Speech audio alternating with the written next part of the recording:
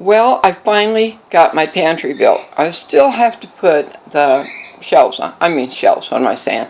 The doors on. I'm going to get some 1x2s, and I've learned to cut with this wonderful saw my oldest son gave me grooves that will provide for sliding doors. So I'll put sliding doors on them, probably 3 layers, a sliding door there, sliding door there, and then of course a sliding door for this bottom shelf for all the big stuff, the cat, dog food, flowers, and so forth and so on. How I did it was I made the base a square framework with spacers, supporting spacers underneath out of a 2x3s that I had out in my garden. I had to buy, I already had the 1x2s. Oh no, I had to buy a 12-pack of 1x2s, pardon me. And I got the 5x8 Birch finish plywood at Shurway for $30, $29.99 for a 4x8 foot sheet. They cut it into 16-inch widths for me, so I got 3 of those. I have 2 left over to build something else with, but that's okay for that price. I still have to put trim back there to hide my screws. And of course then I built these frameworks out of 1x2s. And those are measuring things so I could put them on straight, and I never did take them out. The bottom one, of course, needed the center support thing, and I will use the rest of my 2x2s that I have to provide center supports all the way up, because canned goods can get pretty heavy, not so much this box stuff.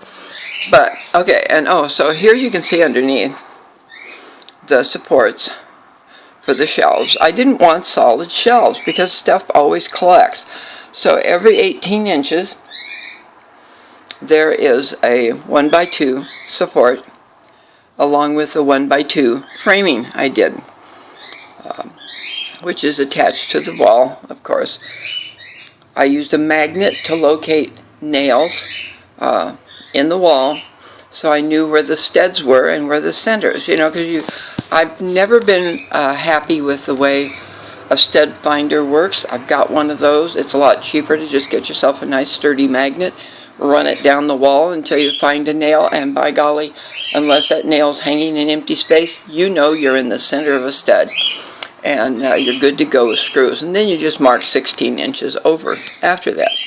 Okay, so, and the top piece I did last, it's I happen to have left over from another project some 1/8 inch hardboard. The shiny surface is on the top, so it's not so apt to collect a host of dust. And I did the framing on that, and then nailed in, or actually, I very seldom use nails. I screwed in with some 1-inch screws to the top of that. And I didn't use supporting pieces there because it's so lightweight. And then just screwed it in at that end and attached it over here. And I left my measuring spacer on there too. It works. And it's a good way to use leftover wood. Just leave it there for support.